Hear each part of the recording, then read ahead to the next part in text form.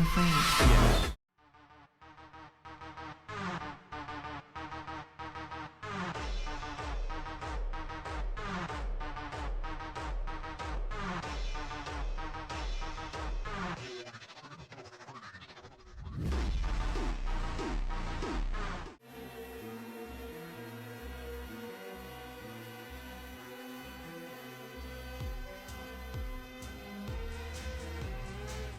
He is not a sovereign who rules through force, but an eternal trickster who conquers through deception, illusion, and the subversion of reality.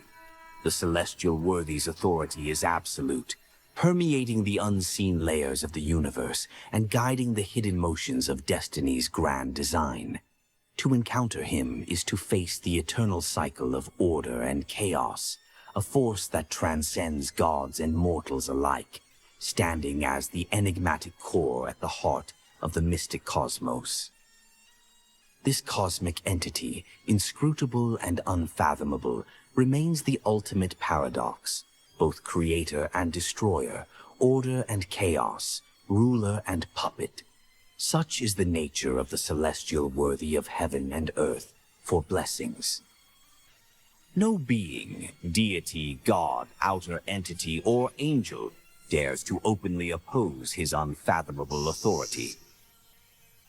This means that the death of the celestial worthy is more thorough. No matter where you are, everyone is always connected. I've also mentioned that if you address Mr. Fool using anything other than his 3-lined honorific name, or attempt to invoke him without following the proper ritual, I can't guarantee that he will be the one who responds. It might even lead to perilous encounters. Now, I can offer you a clear answer. Under those circumstances, the response you receive could very well be from the celestial worthy of heaven and earth for blessings.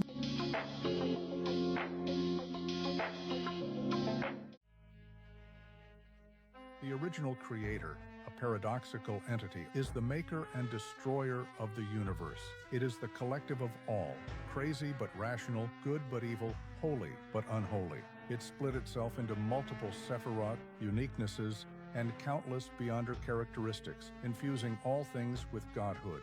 Before the pre-epoch, the original creator split into multiple personas, the primordial God Almighty, and the celestial worthy of heaven and earth for blessings. They fought and perished, scattering their beyonder characteristics and uniquenesses. To facilitate its own revival, the original creator left a protective barrier around Earth, shielding the world from external threats as it slumbered inside. There are levels of divinity beyond what humanity comprehends, like how one becomes a god by accommodating a pathway's uniqueness, while a vastly more powerful Great Old One is achieved when a Sequence Zero god accommodates a Sephira. 10 Great Old Ones are currently held at bay by the Creator's barrier, waiting for it to fall so they can reclaim their lost Sephiroth and characteristics, triggering the apocalypse as prophesied. Furthermore, the universe is built upon 4 pillars: the primordial God Almighty, who is yet to revive, awaiting the barrier's fall to invade, and the Lord of the Mysteries, a position contested by the Fool, Klein Moretti, and the Celestial Worthy. The final pillar represents the universe's destruction. Its emergence would end the current cosmic cycle, forcing the primordial one to merge and split again, restarting the cycle of existence once again.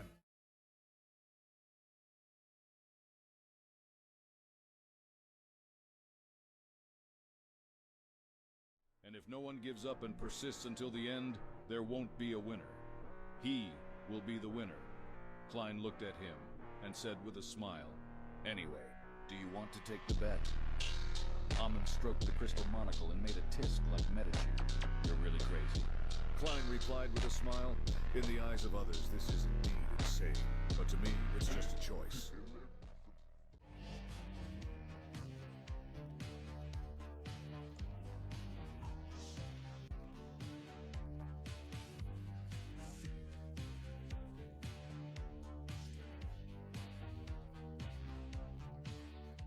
Klein smiled and said, "That's a good idea.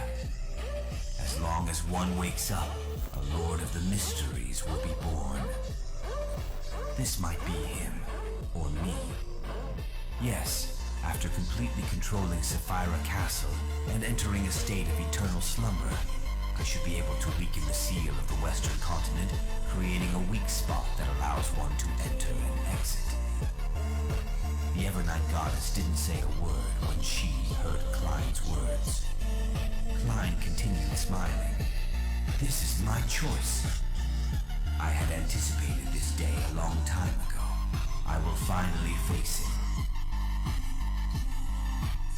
Klein then said, "It's not just a matter of not leaving any regrets. We might be able to add to the forces that resist against the apocalypse. Compared to the whole, this might be trivial, but even the vastest desert is made up of grains of sand." Compared to you, I'm more willing to believe in the former Lord of the Mysteries. He is a true great old one, looking down on the universe from high above, and treating most of the living beings as insects. This would make him distance himself from reality. I'll get the Lord of the Mysteries to promise me certain things. To him, it's very simple and worthless. I won't lose too much, just myself. There are always some things that are more important than others.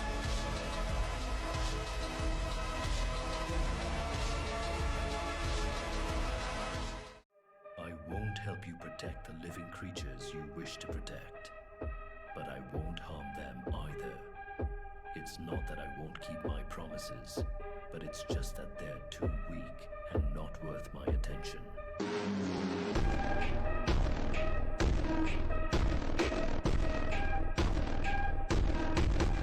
The young boy asked, "But why do this?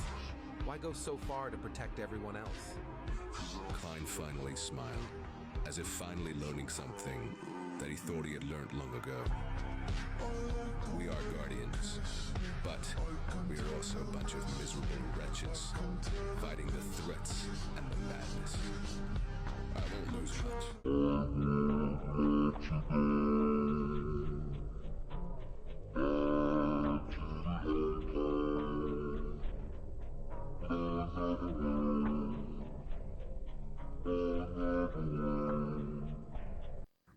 When I fully awaken this time, except for the strongest and most intense parts of Joe Mingrui and Klein Moretti's emotions and humanity, everything else might no longer be the me of now. As for whether it's tiring, of course it's very tiring, but there's no choice. Someone has to do this, right? Lumien's thoughts were jumbled and chaotic. He opened his mouth and said, "Is it worth it?" Joe Mingrue looked at him, suddenly took a step back, and fell into that deep darkness. It's worth it. Just then, at the huge chair at the top of the bronze long table, a figure gradually took shape. He was within the gray fog, his figure quite blurry, allowing Lumien and the others to only clearly see a silk top hat and a black long coat. Looking at this, both familiar and unfamiliar figure, Madam Justice took a breath, stood up, curtsied with a slight bent of her knees, saying, "Good afternoon, Mr. Fool."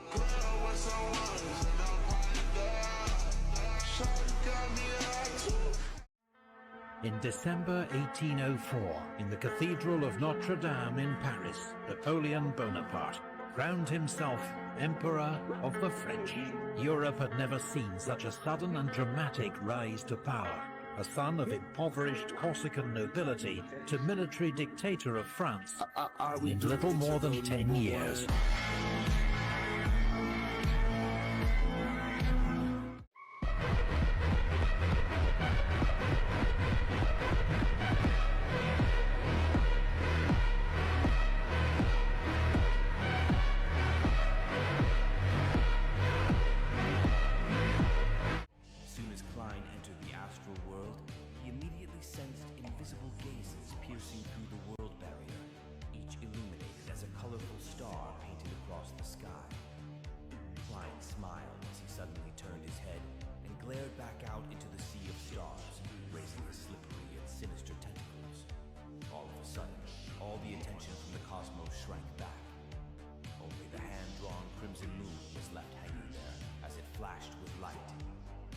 Chaotic astral world had now fallen into silence. Painful. How painful. My head hurts so badly. It was a happy smile, an exaggerated smile, a ridiculous smile. There isn't any glory or power in this. Only pain, curses, and responsibility. Are you scared? No.